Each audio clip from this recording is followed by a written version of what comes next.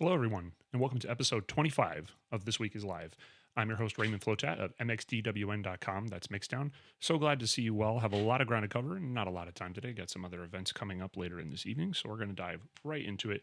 First and foremost, coming from our friends in the UK department of Mixdown UK, the 80s pop, I don't want to say giants, but they were a pretty big band in their time. Frankie Goes to Hollywood have announced they're going to reunite over in England and the United Kingdom, and they're going to basically make their first performance as the original core members of the band in effectively 37 some odd years since 1987 at the Eurovision kickoff event. Eurovision is, of course, the giant event that happens every year that is basically different songs that are nominated from different countries around Europe and many different partner countries, and they ultimately compete for the clout, the gravitas of becoming the Eurovision Song Winner. And this has been a big thing for a number of years. So Frankie Goes to Hollywood, being from Liverpool, where the event is taking place in honor of Ukraine, they are going to be reuniting as a part of that opening event. And so include the original lineup, vocalist Holly Johnson, Paul Rutherford, and then the lads, the various members of the musicians in the band, Mark O'Toole, Brian Nash, and Peter Gill. And sadder news related to both the worlds of music, movies, and television. The great singer, the legendary calypso singer, Harry Belafonte, passed away at the age of 96 years old. Unfortunately, died of congestive heart failure. Now, many of you may not necessarily be super familiar with Harry Belafonte's music, but you should at least know a couple of the songs from having been included in the famed movie starring Michael Keaton and Winona Ryder, Beetlejuice. And effectively, two of the songs that were from his famed, repertoire coming all the way back to the 50s were a huge part of that story. Also, later on in his career, he was also a part of several movies. He starred in movies such as Bright Road, Buck and the Preacher, and the Uptown Saturday Night, the latter of two with his good friend, Sidney Poitier, the legendary actor. And then also, he spent a lot of his time in his years fighting for civil rights. He worked alongside Martin Luther King Jr., he advocated for Nelson Mandela's release, and he was continued to be an advocate against racism and all kinds of other injustice through the rest of his life and his many storied decades with us. So rest in peace, Harry Belafonte. In the world of music, hip hop tour. This is a kind of a new thing, kind of an evolution of other things. It's called the F.O.R.C.E Tour. F.O.R.C.E standing for Frequencies of Real Creative Energy, which is a kind of an extension, as you will, put on by Rock the Bells and Live Nation of what happened at the basically at the Grammys, where Questlove curated a 50th anniversary tribute to hip hop, basically marking the 50 years of the genre's existence, and effectively included a bevy of some of the best people that were still around in the world of hip hop.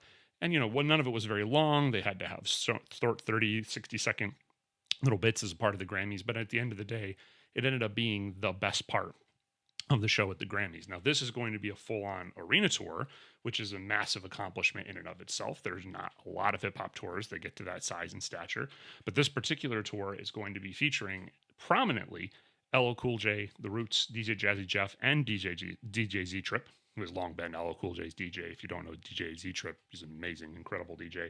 And then there's going to be kind of a rotating lineup of greats from throughout hip hop history. It'll be different every night. And what they basically promised is instead of it being like, set bands performing at set times, it's going to be kind of like a big jam.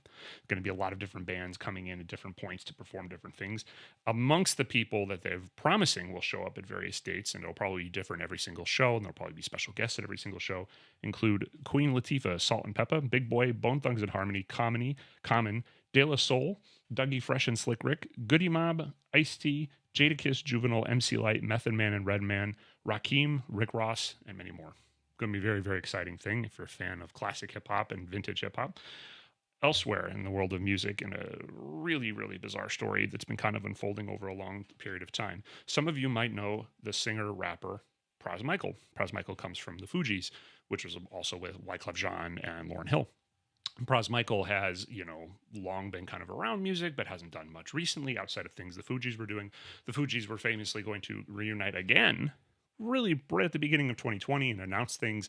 And of course, 2020 happened and the COVID-19 pandemic happened, and none of that came to pass. The tour got shelved, it got scrapped, it never ended up happening. And there's a whole kind of giant rabbit hole we could go down there with regards to Lauryn Hill and Wyclef Jean and that relationship. And also, Lauryn Hill having been, ever since the miseducation of Lauryn Hill, her famed album kind of not really anywhere consistently. But effectively, for whatever reason, the Fugees lineup reunion hasn't really happened, probably now will never materialize after this particular piece of news that's just broken, where Pras Michael has been successfully convicted of 10 counts in federal court, alleging all different kinds of things that has been alleged of him. He's been found guilty by a federal jury on charges including alleged conspiracy, alleged witness tampering, and alleged failing to register as an agent of China. This is commonly referred to as a FARA violation, which is the Foreign Agents Registration Act.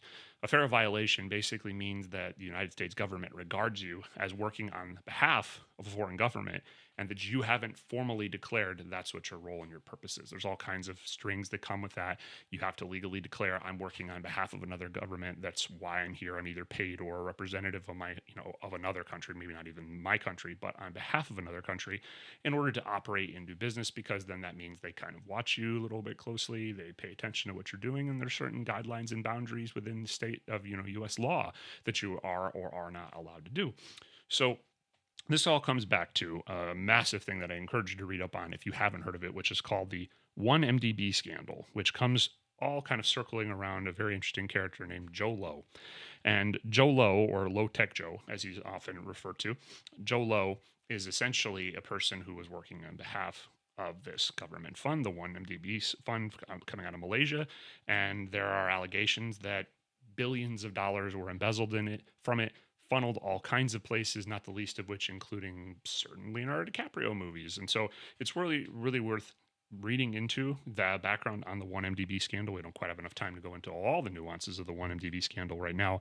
But suffice it to say, Joe Low, as he's known, is on the lam somewhere, not known, not arrested, but not here, not in the United States. And in the meantime, Pras Michael from the Fugees had been indicted for being, allegedly working with Joe Low. And apparently, according to federal prosecutors, that he was essentially being alleged that he had funneled roughly $100 million to influence American politics. First, allegedly illegal political payments, which were intended to support, allegedly, Barack Obama's reelection in 2012, and then later also allegedly to influence Donald Trump and his presidential administration to end in the Justice Department investigation into Joe Low. So right now, as a press time, as we sit here, there has been no sentencing set, but many of these charges on their own could stand to net Pras Michael up to 20 years in prison. He, of course, plans to appeal, but right now there is no sentencing date. We'll keep you updated on this as the story evolves. And then lastly, in the world of video games. Now, video games, companies, mergers, that's its whole own kind of thing. And effectively, everywhere you turn in big business, there's always one giant company going to gobble up another. Well, video games is no exception to that. And Microsoft, massive software conglomerate that they are, and also the owner of Xbox and the affiliated companies behind that, Microsoft has been buying up companies left and right, basically because in the video game arena, they've been losing out to Sony and PlayStation, mostly because of Sony's incredible first-party product. They usually will fund certain software development studios to make games significantly well just for their platform, meaning that if it's a game that was designed and created by a studio that Sony owns, it can't be put out on Xbox, it can't be put on Nintendo, and then effectively that gives them kind of like a little bit of a corral of the market. Well, in response to that, Microsoft has started gobbling up companies of their own, trying to start to have more of their own first-party software in development, either for Microsoft Windows PCs or for Xbox, of course, which is a big part of the giant multi-billion-dollar video game arms race. And so essentially, and not the least of which was the studio behind, Psychonauts, which was Tim Schafer's studio. And that was one that they purchased a couple years ago. And now effectively they had been attempting to purchase for something in the neighborhood of $69 billion, Activision Blizzard, which is a massive conglomerate of software companies. And of course, Blizzard Entertainment, which makes Hearthstone and Diablo and Warcraft and Starcraft, and then World of Warcraft, which was for a long time incredibly popular. Well, when you're going to do something this big, you have to go through what's called antitrust regulation, and you essentially have to be able to survive the various departments in various countries that oversee antitrust. And for those of you that aren't familiar, antitrust has to do with whether what you're doing is or isn't a monopoly, an anti-competitive business practice, essentially meaning that you're making it unfair for other businesses that do the same thing as you to even potentially have the ability to compete. And it's generally regarded, and has been for a long time, monopolies are a bad thing. One company being able to control everything about an industry makes for bad business, bad culture, bad wages, bad consumer practice, and, not the least of which being makes it harder for consumers to be able to afford the product. If one company can control something everybody needs, they can set the price. The competition brings price down, brings innovation. So, in our country, the FTC, headed by, the Department of Justice, effectively oversees antitrust in this country. But in the United Kingdom, the news coming out of this, reported by Jason Schreier of Bloomberg, is essentially that the UK's version of this, which, approves and oversees antitrust matters, which is the Competition and Markets Authority, which sounds like a very British name for such a thing, has basically said they're going to block the $69 billion purchase of Activision Blizzard.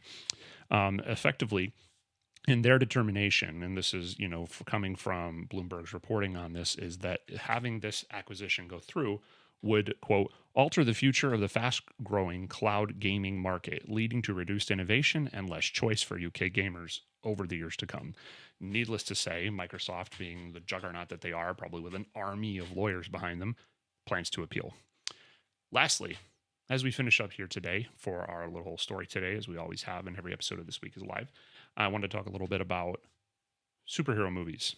Now, I'm talking about this because as I finish this broadcast, I am basically going straight up to a press screening to see Guardians of the Galaxy Volume 3, which is, one of the earliest times they're showing that movie to anybody. And it's kind of a significant moment in this whole lineage of content because it's going to be the last time that many of these actors, including Chris Pratt and Dave Bautista, possibly also Bradley Cooper as Rocket Raccoon, and Zoe Saldana as Gamora, will be playing these characters, but not also that, and we reported about this a lot on this show in the weeks in the past, which is the director and writer James Gunn stopping working for Marvel Studios and becoming the head of DC EU, or the DC Extended Universe, DC's version of the Marvel Cinematic Universe, which is where Superman, Batman, Green Lantern, The Flash, all those characters are going to live in terms of cinematic form.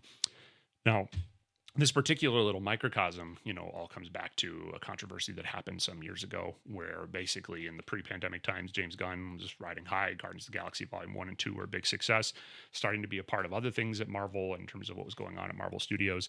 And he was like a lot of people at that time during Donald Trump's presidency, being very outspoken politically in terms of what he believed and criticizing certain parts of the right-wing, alt-right movement that was happening in America at the time. And of course, kind of in keeping with what happens in this country nowadays, is that if you put yourself out there like that to challenge something that you see as injustice, people from that other side are invariably going to come after you.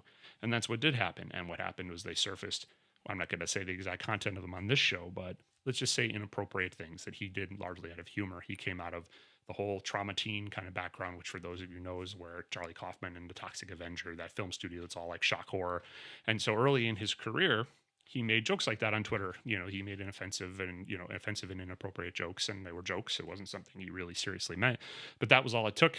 Disney fired him in a matter of a couple days. Once this hit the news media and people started reporting on things that James Gunn had said, he was fired. And this also caused a massive outrage amidst fans of the franchise and the movies because they liked him and thought he made good work, but also because, it was a thing where it was kind of a hatchet job. And right, people who didn't like what he was saying were trying to silence him, and that kind of effectively did silence him. And, the right things ultimately happened, right? He apologized profusely, and I'd grown, there's a mea culpa of sorts. I've changed, and, those things were inappropriate, but also the fans standing up, wanting him to stay, but not the least of which being, that effectively all of the cast pretty much signed a letter not long after saying James Gunn should be reinstated and finish out the franchise, do Guardians of the Galaxy Volume 3. And then ultimately Disney and the heads of Marvel basically decided that, okay, yeah, he deserves another chance.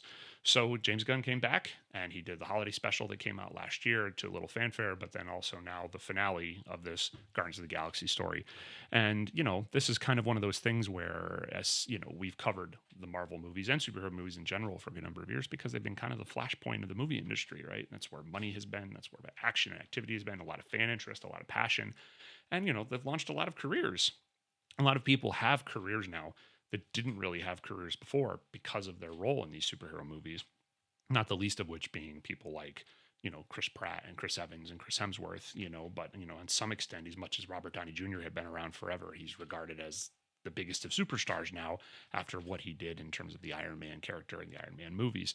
So some of the recent movies, like Ant-Man and the Wasp, Quantumania, or Thor: Love and Thunder, and of course especially Eternals, which was just god awful, have been, panned. Fans haven't been so happy about it after an incredible win streak behind Marvel and their studio specifically. A lot of these recent films haven't been looked upon with such favor. And there could be all kinds of things pointed to. Personally, I liked Thor: Love and Thunder, and I thought Ant-Man and the Wasp: Quantumania was kind of a mess and didn't really come together the way it was, kind of off model as far as characters, but none of them have been outright horrible except for the Eternals. But a lot of people have been wondering and pondering superhero fatigue. Is this a thing, right? Like, have people seen enough of this kind of content after so many years of so many movies being made that are superhero movies and now TV shows on Disney Plus and other things like that?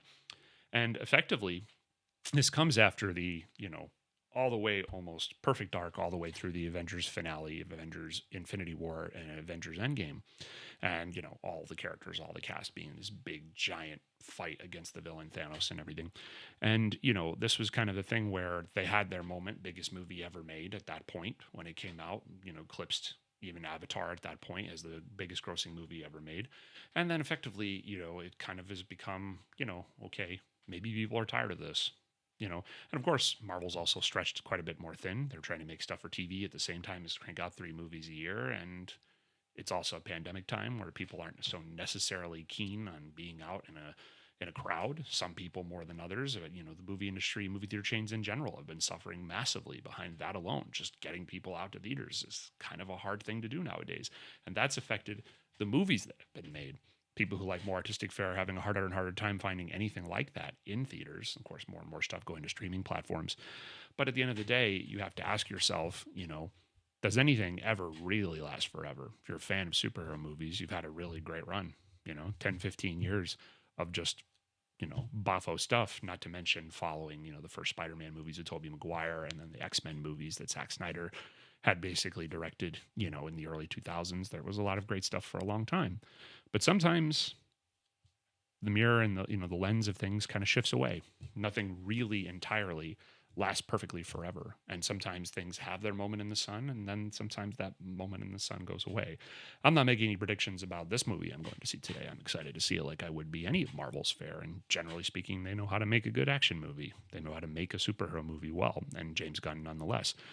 But now the question is going to be, as things evolve, will this continue to have legs, or will people's style and, attitudes change?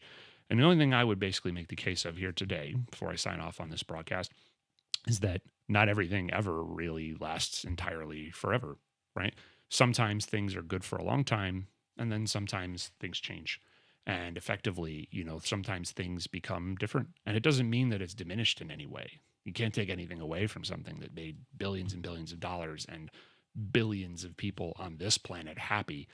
I mean, you can't really take anything away from that. It did accomplish that. It did make that happen. Even if its time comes that it's effectively not really the thing that people are, big into anymore.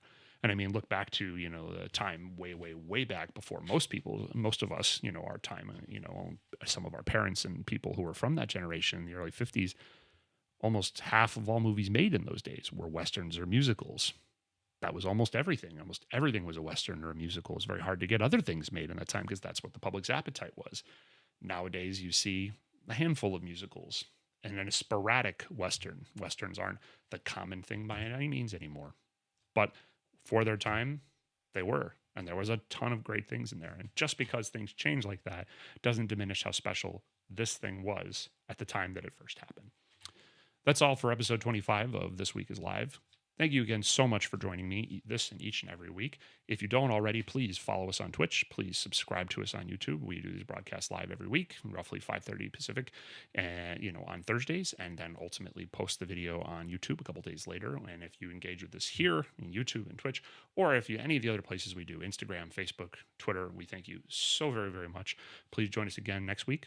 So glad to see you well. Thanks.